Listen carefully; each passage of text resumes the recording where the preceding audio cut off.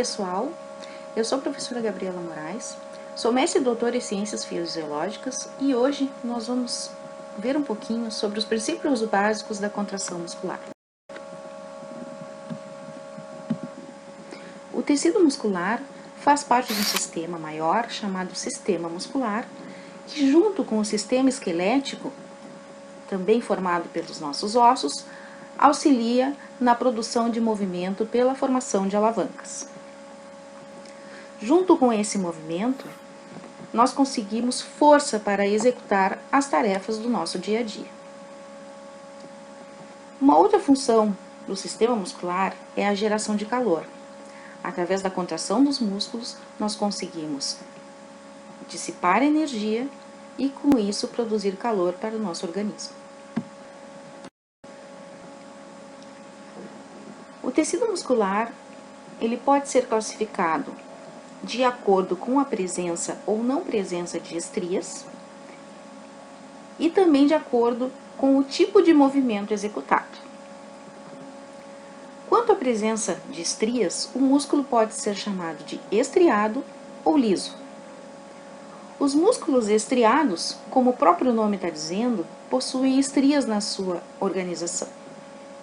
As miofibrilas, ou seja, aqueles filamentos contráteis contidos no interior das células musculares, se organizam de tal forma que, ao visualizar no microscópio óptico, nós conseguimos enxergar as estrias, ou seja, as células parecem listradas. O músculo estriado ele é subdividido em duas categorias: os músculos estriados esqueléticos e o músculo estriado cardíaco. O tecido muscular estriado esquelético é aquele que sempre está associado a uma superfície esquelética ou óssea, para formar alavancas para a produção de movimento e força. O músculo estriado cardíaco é o nosso coração. Então, esse tipo de músculo só existe no tecido cardíaco. Já o músculo liso é chamado de liso pela ausência de estrias na sua organização. Ao visualizarmos no microscópio óptico, a célula muscular lisa não apresenta o padrão de estriamento.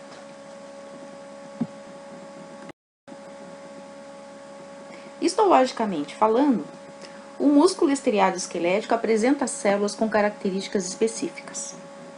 As células são sempre longas, com um formato cilíndrico. Apresentam vários núcleos, sendo chamadas assim de células multinucleadas. Além disso, os núcleos dessas células, que também podem ser chamadas de fibras, são periféricos, ou seja, ao visualizar na microscopia óptica, observamos os núcleos bem na borda subjacente à membrana citoplasmática. Como foi visto anteriormente, o músculo estriado esquelético apresenta estrias transversais e o controle da sua contração é do tipo voluntário, ou seja, dependente da vontade. O músculo estriado cardíaco também tem as suas peculiaridades. As células cardíacas têm o formato de Y e são mono ou binucleadas. Além disso, elas estão altamente aderidas através de junções celulares, admitindo uma característica de anastomose, ou seja, as células são tão coesas e tão unidas que funcionam como se fosse um tecido só. Isso nós chamamos de sincício. Também apresenta estrias transversais e o controle, desta vez, é involuntário, ou seja, independente da vontade. A musculatura lisa apresenta células fusiformes, alongadas, com bordas finas. São células mononucleadas com núcleos centrais e ovalados. Também são células altamente coesas, unidas. E a contração, ao contrário da contração do músculo estriado, é uma contração lenta e multidirecional. Ou seja, a célula contrai em todas as direções. O controle, de maneira semelhante ao do músculo cardíaco, é involuntário. Aqui nós temos as bases da contração muscular. Utilizamos como exemplo o músculo estriado. Os músculos estriados apresentam aquele padrão de estriamento devido à organização das suas miofibrilas, os seus filamentos contráteis. Tal organização gera mini unidades de contração muscular chamadas de sarcômeros. O sarcômero, para ser estudado, deve ser isolado, para que possamos entender um pouco melhor. No centro de cada sarcômero nós temos uma linha M. A linha M é o eixo de contração. Então, no momento da contração muscular, a aproximação, ou seja, a diminuição do tamanho do sarcômero, vai acontecer em direção à linha M. O lado direito vai aproximar em direção ao lado esquerdo e o lado esquerdo vai aproximar em direção ao lado direito. E assim teremos um encurtamento.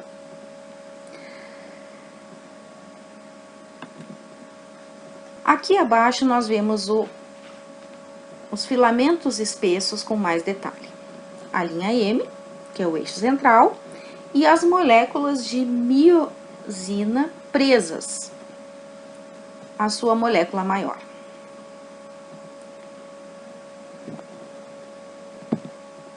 O sarcômero é formado basicamente de filamentos finos e filamentos espessos.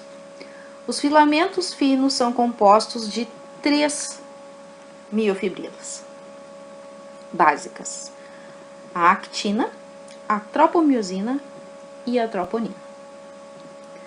Já os filamentos espessos são formados unicamente de miosina.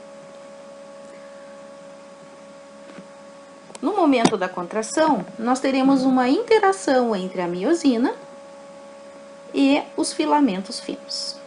Com isso, ocorrerá o deslizamento dos fios e então a aproximação do sarcômero em direção à linha M. Aqui em maior detalhe, nós vemos a linha M, os filamentos delgados em vermelho e os filamentos espessos em verde. É importante salientar que os sarcômeros não estão soltos dentro da célula. Existem proteínas de ancoragem que unem os sarcômeros à superfície da membrana plasmática. Por que isso é importante? No momento da contração, não adianta apenas o sarcômero encurtar. É importante que toda a célula encurte. Então, quando eu tenho o encurtamento de um sarcômero, esse sarcômero que está ligado a sarcômeros adjacentes vão contrair esses sarcômeros também, e o último sarcômero vai estar aderido à membrana citoplasmática. Quando eu encurto todos os sarcômeros dentro da célula, a membrana citoplasmática vem junto e a célula encurta. Existem várias proteínas de ancoragem. Temos a distrofina, temos a nebulina, dentre outras. A titina também. Aqui com mais detalhe, o filamento espesso, composto de miosina. A miosina tem uma cadeia leve, que é essa alongada, e uma cadeia pesada, que são essas mais arredondadas, que é onde efetivamente vai acontecer a contração muscular. No filamento espesso, nós temos milhares de miosinas, e isso vai favorecer a contração, no sentido de que várias cabeças de miosina vão interagir com os filamentos finos e favorecer, então, o encurtamento do sarcômero. Aqui em detalhe temos o filamento delgado ou filamento fino. Acima nós temos as moléculas de actina, chamadas de actina G porque são actinas globulares. As actinas globulares, elas se unem e formam um filamento de actina, também chamado de actina F. Ao redor da actina, já polimerizada, ou seja, unida, formando filamento, nós temos envolvida nessa molécula a tropomiosina, que é essa que aparece em amarelo. A tropomiosina se envolve ao longo de todo o filamento de actina. Então, uma terceira proteína vai ser necessária para cobrir o sítio onde vai acontecer a contração. Essa molécula é a troponina, que é essencial no processo de contração muscular.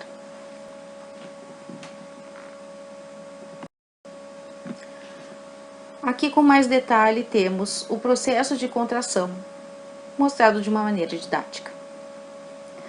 Na região de cima temos então uma molécula de miosina, mostrando apenas uma cabeça de miosina, que vai interagir com o filamento delgado, que é este que está abaixo.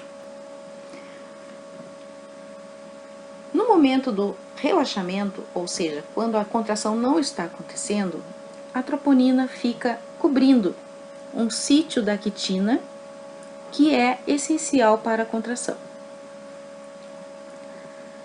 Esse sítio é coberto pela troponina T, que aparece em azul no desenho. Quando nós temos a chegada de um potencial de ação na célula muscular, esse potencial de ação vai culminar com a liberação de íons cálcio. E o cálcio vai se ligar no sítio da troponina, aquele pedacinho amarelo que aparece ali. Nesse momento, quando ocorre o acoplamento entre o cálcio e a troponina C, nós temos uma mudança de conformação desta proteína. Ela vai girar e descobrir o sítio da actina que estava protegido.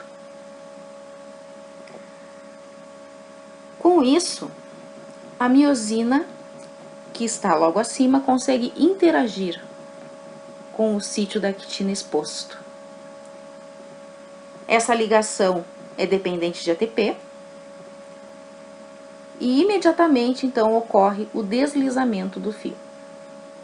Lembrando que na contração muscular não é só uma cabeça de miosina que interage com uma actina, são milhares. Ao término da contração, nós temos uma formação de um novo ATP. O cálcio é removido do citoplasma e com isso a troponina T volta a se ligar ao sítio ativo da actina, inibindo a contração.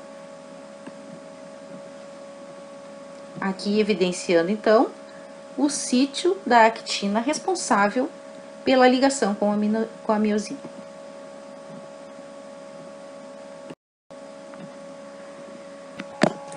Na musculatura lisa, a contração ocorre um pouco diferente.